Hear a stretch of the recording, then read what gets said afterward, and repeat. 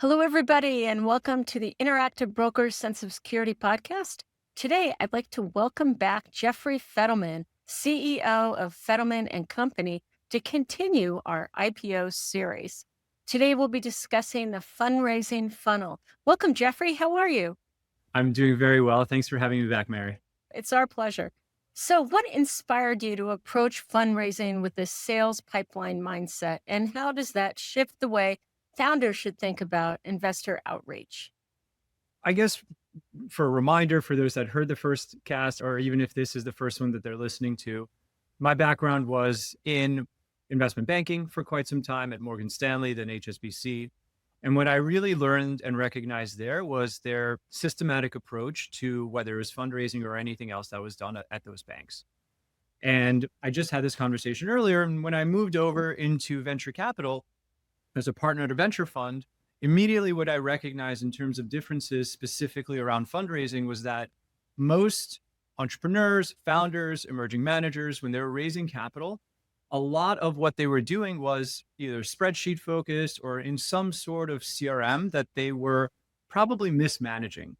And I say probably mismanaging just because there was no structure or systematized approach to their fundraising. It was, let me blast out friends and family. Let me throw spaghetti at the wall to see what sticks. Whatever comes back, I'll work at my discretion or availability of bandwidth.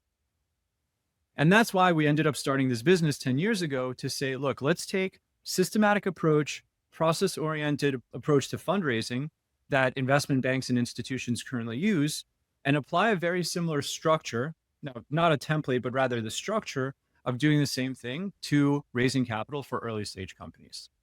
And just like with sales, just like with anything else when you're building, I'm a really big fan of applying scientific method to business cases. Now, what I mean by that is you have a hypothesis, you have an experiment with a control and a variable, you run that experiment, you understand what the conclusion is based on those guidelines, and you reiterate over and over again until you perfect it. And the same thing is with sales, the same thing is with raising capital, or when you're fundraising, that you absolutely must have a systematic approach to when you go out to raise capital. So the difference between sales engine or building a sales pipeline and building a fundraising pipeline is really minute in the details of what the content is that is being communicated. But if you're taking a step back, and I'll just talk about the two layers and we can go from there, but from a very high level, you have a pool of prospects. Ideally, you are qualifying and personalizing your pool of prospects as much as you possibly can. And that will give you effectiveness of when you're doing that outreach. So instead of throwing spaghetti at the wall to see what sticks, calling somebody who might not need your product or calling an investor whose investment philosophy doesn't align with your industry or with your business, you want to do a lot of that research up front so that you can make sure at the very least that you are confident in whomever you're reaching out to is the appropriate person or the appropriate party of investor. And as you're maturing that outreach and as you continue to do more and more outreach, there should be learnings that you take from that. And the only way, in my opinion, that you can learn from any type of process that you input or install into a business is by collecting the data behind it. So you personalize, you qualify, you personalize the pool of contacts that you're reaching out to, and then you start the outreach in a systematized approach where you have an email or a set of emails that are going out, you're tracking open rate, you're tracking reply rate, you're tracking where you're getting these phone numbers from and who's answering the phone, at what time they're answering the phone, of what day of the week they're answering their phone. And all of this is incredibly valuable data that over the course of time, you're able to, I don't want to say monetize, but you're able to create more effective processes by looking at the data that you've collected over that time. So I'll pin it there. Hopefully that answers the question. Yes. So, can you briefly walk us through the key stages of the fundraising funnel from initial outreach to closing and how each stage mirrors the traditional sales process? Sure. I'll start maybe backwards of answering the question. In Okay. traditional sales or sales 101, it is said that you need to have at least 5 to 7 touch points with a prospect before a sale is made. And it should be looked at in a similar light when you're thinking about raising capital. There should be somewhere between 5 to 7 touch points before you feel confident enough that capital is going to come in from that individual investor. So I think the best way of describing the specific processes is to go through really how we approach it. And I always say that nothing we do is proprietary. We've just taken best practices that you can find on Google or GPT or whatever AI or browser software that you use now. And what is the best practices of raising capital? It's exactly what we do, and it works. And that goes back to first identify who is the right person to reach out to, the pool of prospects, the pool of potential investors. Make sure that they're writing the correct check size or they're appropriately sized for you. So if you're raising $1 million round, you shouldn't be going out to $1 billion fund unless they have a specific sliver. And there's always outliers in everything I say, but unless they have a sliver for early stage or startup capital, you don't want to go out as $1 million raise to $1 billion company. Similarly, if you're raising $50 million, you're not going to go to a $20 million fund because they can't participate meaningfully enough in your round to make it worth their while or even participate at all. So understanding who is your initial pool of prospects is who you want to go after. Same thing with sales. You're not going to be calling an individual sales consultant to sell them a payment processing system because they probably use Stripe or QuickBooks or something that they're comfortable with. But rather you would go to a QSR or you would go to a restaurant chain or you go to, some sort of retail store because they actually may have a need for what you are ultimately trying to communicate to them. So qualifying around the prospects and personalizing that outreach is step one of what a successful fundraising campaign or sales campaign really will look like. The second step is creating that outreach. What does that outreach, what does the cadence of that outreach look like? Typically, the way that we'll approach it is a combination of calls and emails, usually over the course of about 2 weeks. And you can never know. There's holidays, there's school days, there's people are sick, kids are sick, there's vacation. So you never really want to condense all of your outreach into a single week, but we've found that somewhere between 2 and 3 weeks of consistent outreach in terms of a cadence of consistent outreach will typically, if you are going to get a response from someone, it will happen within that period of time. And again, I mirror a lot of our fundraising strategy and processes around sales process and strategies, whether it's investment sales or otherwise. So I think that's really step number 2 is understanding what the cadence is going to be and then writing the copy for your specific investment opportunity.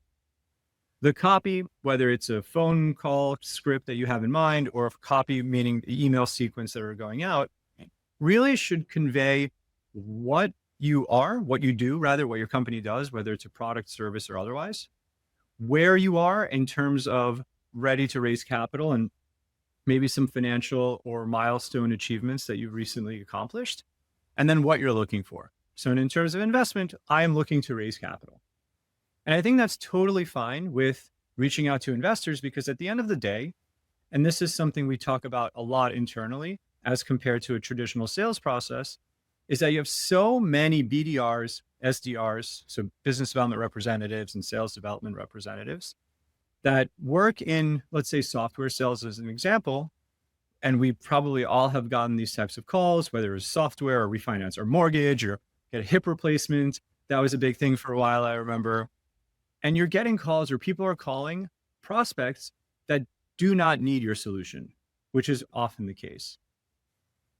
When you're raising capital, as long as you're qualifying and personalizing correctly, your likelihood of reaching somebody who wants to get your call is so much higher, exponentially higher. Because when you think about what an investor does and how they actually derive income, how they derive money, how they make money, it's not because I'm the investor, I raised a bunch of money and I'm sitting on my hands collecting fees, but rather I'm an investor and I need to allocate my money. I need to go and deploy it. I need to invest it in companies. And that's how ultimately I'm going to make money. So an investor, regardless of where they are in the chain, are constantly looking to originate new opportunities. And that's why at least our dynamic is slightly different than traditional sales in that as long as we're qualifying and personalizing, and I'll keep repeating this because it's so incredibly important and also so incredibly overlooked, oftentimes by founders and emerging managers. But as long as you're doing that properly, the likelihood of you getting a call with and then ultimately having the opportunity to pitch that investor is exponentially higher. So that's really let's say step two is creating the cadence and the structure. Step three, writing the copy and making sure that you're not overstating or overselling in your copy, but it's enough to get the person interested. Make sure that it aligns with their investment philosophy or thesis, and then they'll have the call with you. So I have a The, question. I've been recently talking about this with somebody, and that is nobody wants to get phone calls anymore, right? right. So I hardly ever pick up my phone when it rings unless it's really just a family member or I recognize the phone number. So would you say in the recent years that it is more like an email campaign than a phone call campaign? Or do you find that investors still pick up the phone? They absolutely do. Oh, really? They really pick up the phone, probably more so now in the last couple of years than in the years prior. And I don't know if it was because of COVID or because Really? everyone has stopped calling entirely one another, and the only people that call are spam callers. So we have these spam filters on our phones now that will say probable spam or potential spam, or you might not recognize the area code that's calling from. I'm often on calls, but if I'm not on a call, and as long as it's not a potential spam call, I'll pick up the phone as well. Oftentimes, do I want to be talking to the person who's calling me? No, because it's a salesperson selling me something I don't need. But aside from that fact, very oftentimes we'll have our analysts tell us that of how refreshed an investor was by getting a call. We'll actually say, "Oh my That's God, you good. actually picked up the phone and called me." So remember, the way that we're positioning is it's really the company that's reaching out to the investor. So the investors always want to hear directly from the company. Email is fine. Most people, especially investors, are probably inundated with emails. Google or Outlook is filtering it for you, and a lot of it is going to spam. So picking up the phone and calling someone in addition to the email, and just to be clear, what is important here is not one or the other, but it's both. Right. Because I'm sending an email and then I'm calling to follow up about the email. Now there's kind of 2 points of reference to who I am and why I'm calling. And that goes all the way back to what I was saying earlier around points of contact in a sales process. You have a call, you have an email, you have a call with the founder. Now you're at the third point of contact. You have a monthly update that you send to the investor, maybe something ad hoc. And now 2 months later, you're at the fifth point of communication. You've shown forward progress in your business to the investor, and they're much more likely to invest at that point in time. So last question, what are some common mistakes that startups make when managing their fundraising pipeline and how can they avoid them? I would say two main mistakes. One is not following up consistently. And again, I keep saying the same things because at the end of the day, best practices are best practices for the reasons that they're best practices. Hmm. So following up, being personalized, not just copy pasting, hey, are you ready to invest in our company to the 15 investors you've spoken or to their 30 investors you've spoken with, but really be authentic around your communication and don't drop the ball, right? The person has taken time out of their schedule to speak with you once. Make sure that you follow up with them over time, right? To you, whoever's raising capital, the founder or the emerging manager, or whomever it is that is, whether it's paying for our service or paying their analyst to do the outreach, every time that there's a point of communication with the potential investor is an increase in value to that potential investor. Maybe it started as $1 for the investor because you pulled it through a pitch book profile or you had an analyst paid some time to do the research. But every time there's a point of contact and that investor engages, that investor lead becomes more and more valuable to you, the company that's raising. And the last point that I always try to hammer to our clients as well is ask for money. It's so important that you're having this conversation with an investor. Ask for money. You're already on the call with them. They know what this is about. You're pitching your business. And I can't tell you how many times our clients had come off of investor calls and we'll do a debrief with them afterwards. And I'll ask them, did you ask for money? And they say no. So to that, I'd say modesty is a great policy, except when you're raising capital. That is so true. Okay, so we are going to include in the show notes the link to the prior episode where we talked about an overview of IPOs. We'll continue to add those in the show notes as we move ahead. So Jeffrey Fidelman of Fidelman and Company, thank you so much for joining us today. Thanks again for having me, Mary. Thank you. The analysis in this material is provided for information only and is not and should not be construed as an offer to sell or the solicitation of an offer to buy any security. To the extent that this material discusses general market activity, industry, or sector trends, or other broad-based economic or political conditions, it should not be construed as research or investment advice. To the extent that it includes references to specific securities, commodities, currencies, or other instruments, those references do not constitute a recommendation by IBKR to buy, sell, or hold such investments. This material does not and is not intended to take into account the particular financial conditions, investment objectives, or requirements of individual customers. Before acting on this material, you should consider whether it is suitable for your particular circumstances, and, as necessary, seek professional advice. IPO investments carry substantial risks including extreme price volatility, limited operating history, lack of liquidity, potential for significant losses, and uncertainty regarding future performance.